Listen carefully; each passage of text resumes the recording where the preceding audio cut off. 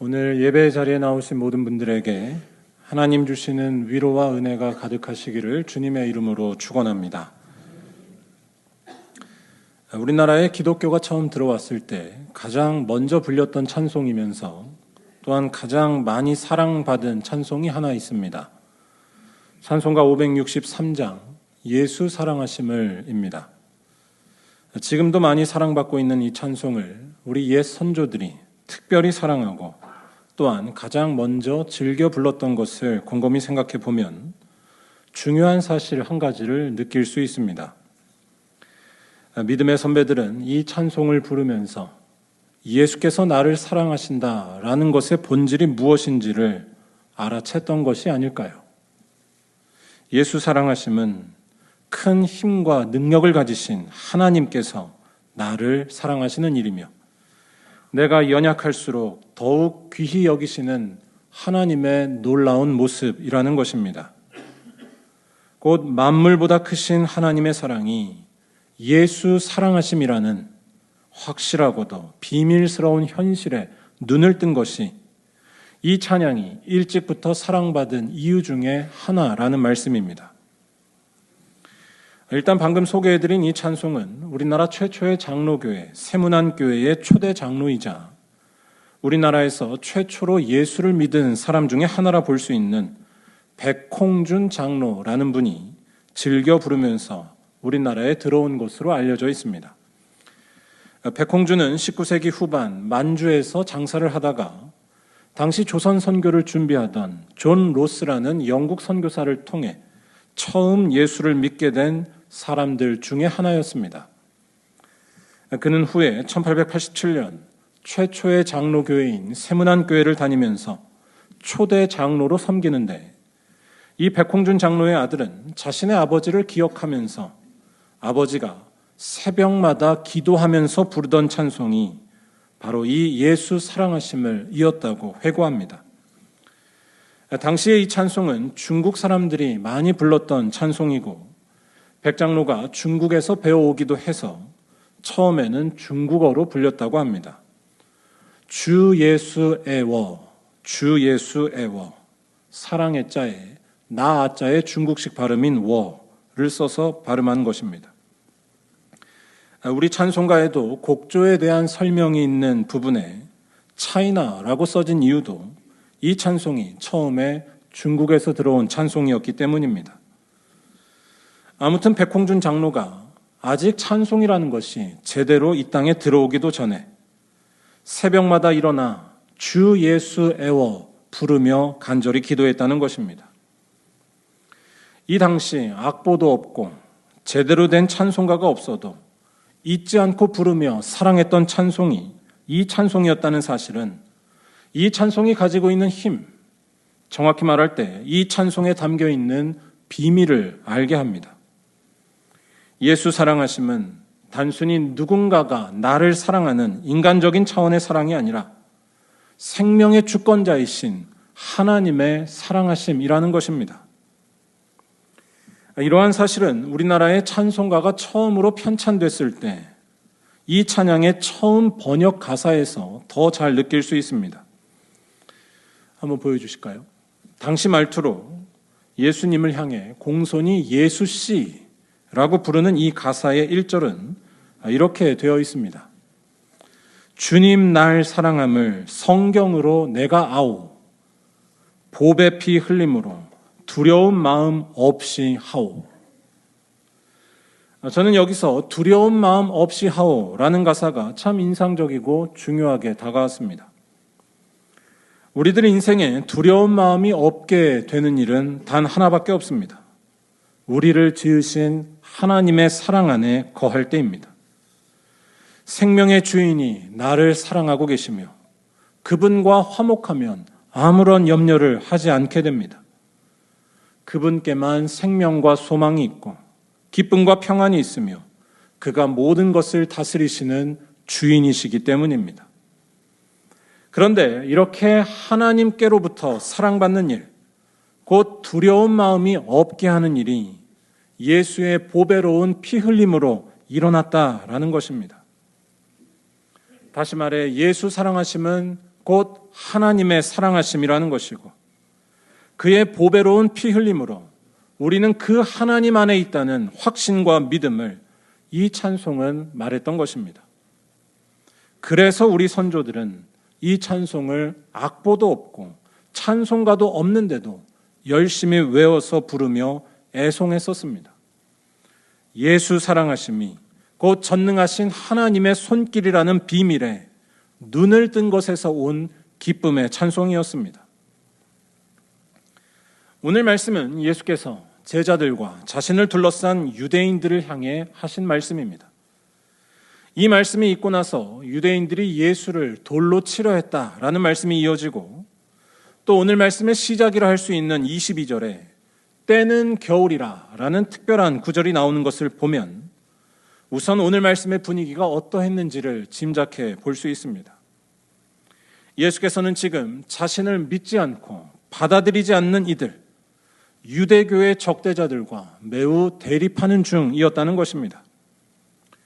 겨울이라는 표현을 쓴 것은 예수와 적대자들 사이의 관계가 매우 차가웠다는 것을 암시합니다. 아니나 다를까 예수의 적대자들은 예수를 돌로 쳐 죽이려 하는 일까지 벌이고 있었다는 것입니다. 그렇다면 왜 이런 분위기가 생겨난 것일까요? 그 이유가 오늘 말씀이 전하려는 핵심 내용에 담겨 있다고 할 수 있습니다. 바로 예수와 하나님과의 관계에 대한 설명입니다.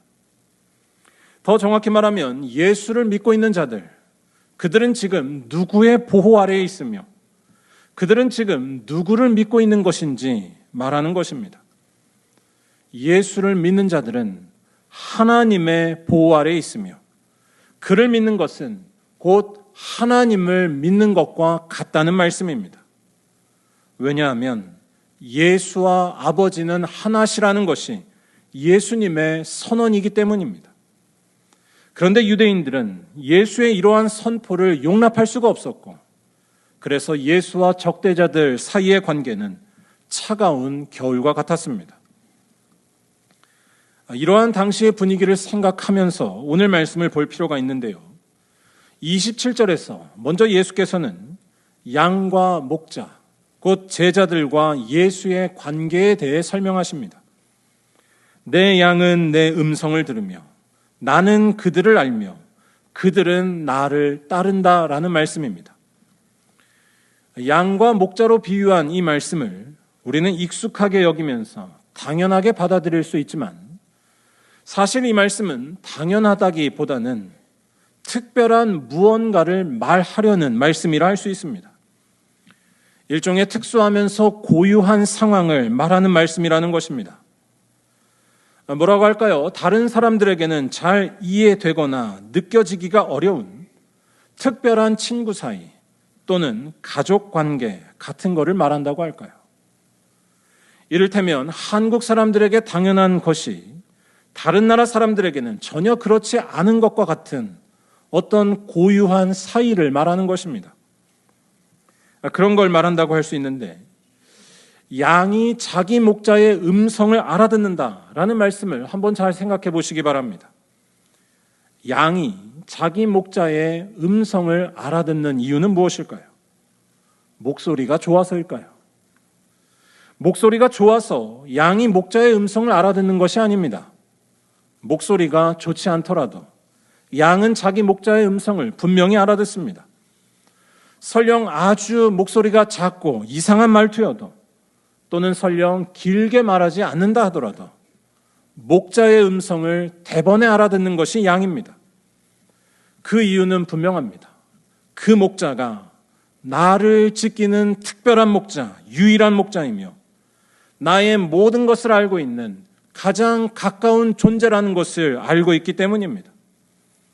더 정확히 말할 때 그 목자에게 나의 생명이, 나의 평안이, 나의 미래가 달려있다는 것을 알고 있는 것입니다. 목자는 자기 양을 위해 스스로 목숨을 버립니다. 또한 반드시 안전한 곳으로 인도합니다. 그래서 양은 이 목자가 이끄는 곳이면 아무리 위험해 보여도 따라가고 또한 자기 목자가 아닌 다른 목자의 목소리를 구분하며 그를 쫓아가지 않습니다. 이것이 예수께서 양과 목자의 관계로 설명한 예수와 제자들의 관계였습니다. 다시 말해 제자들은 예수가 겉으로 어떻게 보이든지 자신들을 반드시 안전하게 하며 부족하지 않게 하는 목자와 같은 분이라는 사실을 알아차리는 이들이라는 것입니다. 그래서 28절 말씀은 예수께서 내가 그들에게 영생을 주노니 영원히 멸망하지 아니한다 라고 말씀하시기도 합니다. 예수와 함께 할 때에, 그를 따라가고 있을 때에 진정한 생명을 받는다는 말씀입니다. 우리가 가진 생명은 결국 죽음이 빼앗아가고 여러 가지 형편에 따라 파괴되기도 하는데 예수께서는 그렇지 않은 전혀 다른 생명을 우리에게 주신다는 말씀입니다. 죽음도 파괴하지 못하고 아무도 뺏지 못하는 그것, 곧 영생을 그가 주신다는 것입니다. 정확히 말할 때 예수가 바로 그러한 분이심을 아는 것, 그래서 그를 신뢰하고 그가 이끄는 곳이면 어디든지 따라가는 이들이 바로 예수의 제자들이라는 것입니다. 그래서 양과 목자로 표현된 이 관계, 예수의 제자들과 예수의 관계는 아주 특수하고 또 어떻게 보면 비밀스럽고 폐쇄적인 관계라고도 말할 수 있습니다. 비밀스럽고 폐쇄적이라는 말을 잘 생각하셔야 하는데요. 제 말은 예수가 바로 그런 분이라는 것을 아무나 알아보는 것이 아니라는 말씀입니다. 그건 예수의 비밀을 안 사람들만이 알 수 있습니다. 예수가 겉으로는 전혀 믿을 수 없는 분처럼 보이고 그에게 나에게 좋을 만한 아무런 능력이 없는 것처럼 보여도 그에게만 우리들을 생명으로 인도하는 능력이 있음을 비밀스럽게 알고 있는 것입니다. 내 양은 내 음성을 알아듣습니다.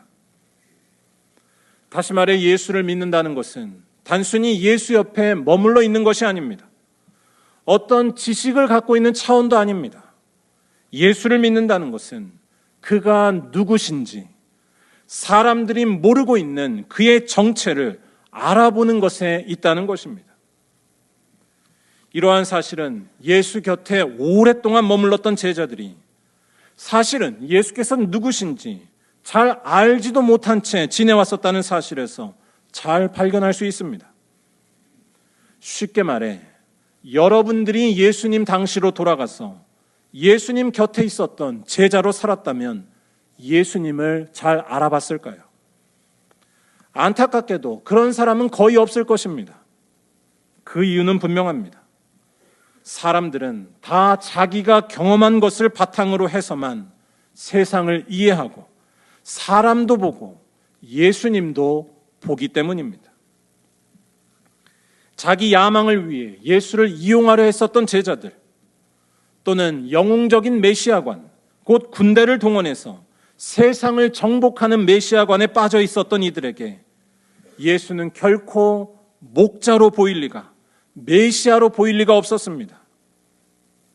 쉽게 말해 예수는 내가 원하던 그 모습이 아니기 때문에 절대 메시아, 목자가 될 수 없다는 것입니다. 내가 경험한 것에 맞지 않아서 그런 그를 거부하고 대신에 내가 원하는 예수, 내가 볼 때 옳은 예수를 찾으려 하곤 합니다.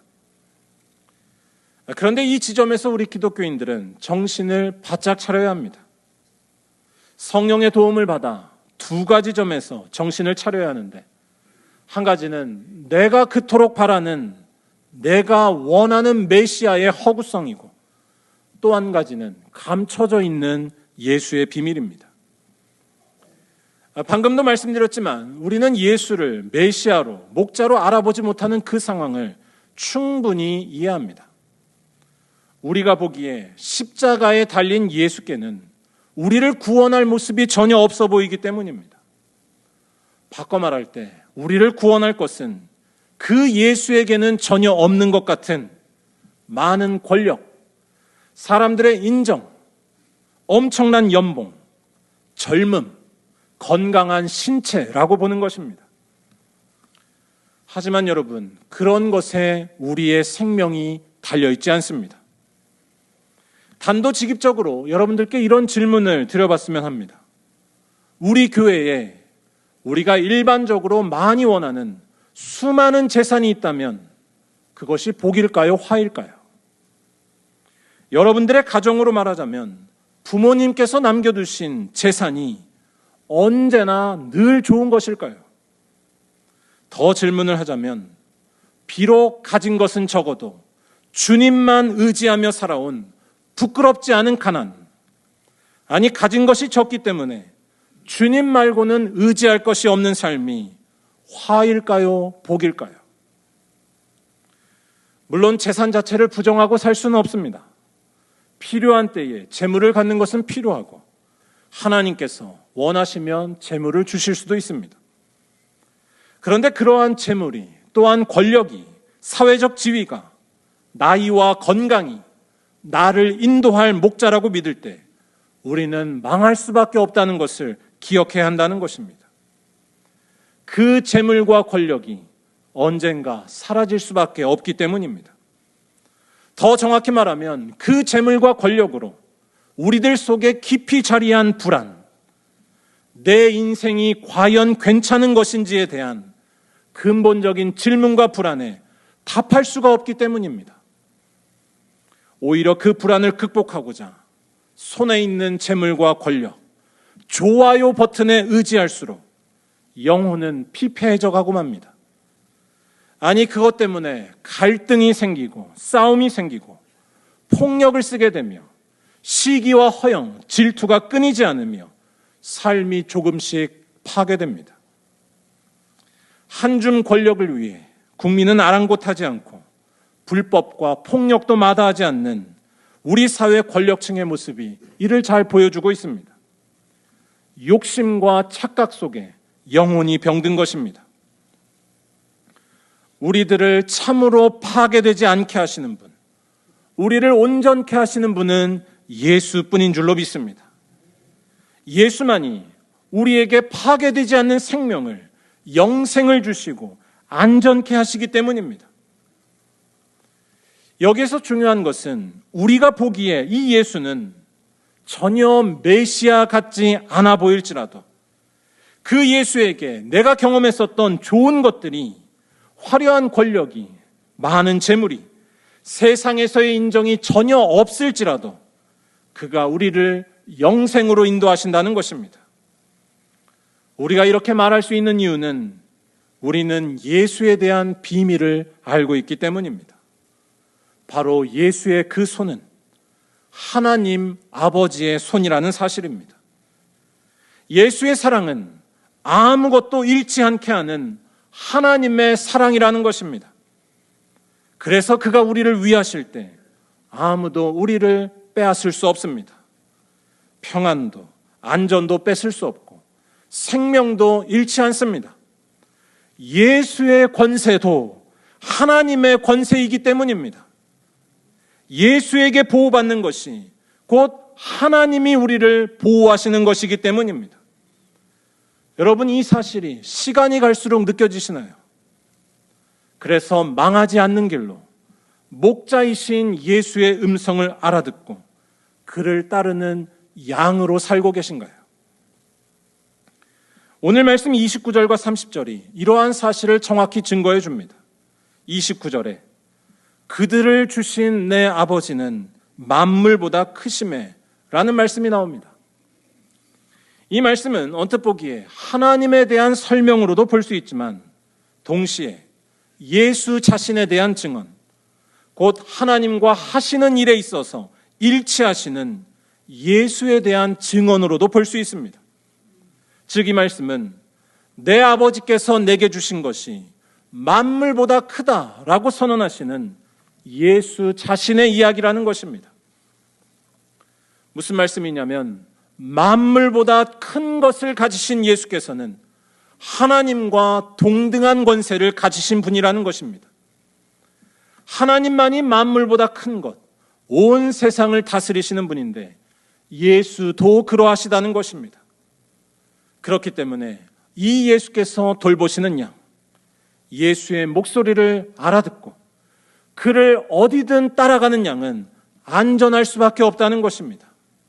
예수의 손이 곧 하나님의 손이기 때문이고 하나님의 손에서 빼앗을 수 있는 것은 아무것도 없기 때문입니다.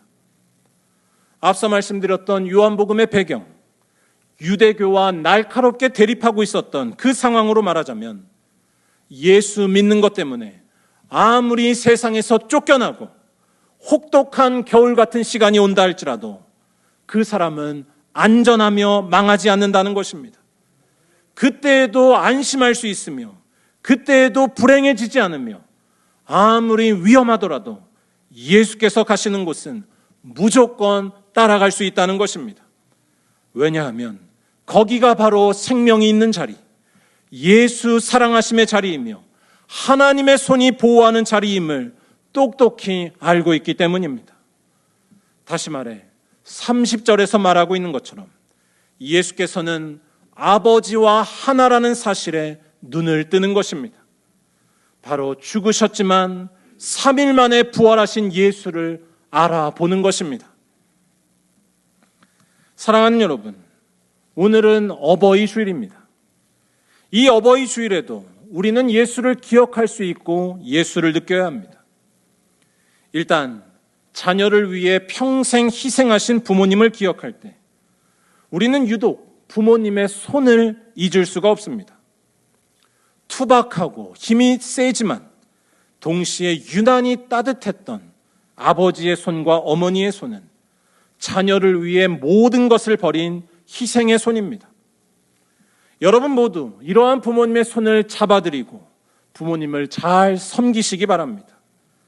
동시에 그 투박하고도 따뜻한 부모님의 손이 은밀하게 가리키고 있는 바 가장 중요한 손을 무엇보다 잊지 마시기 바랍니다.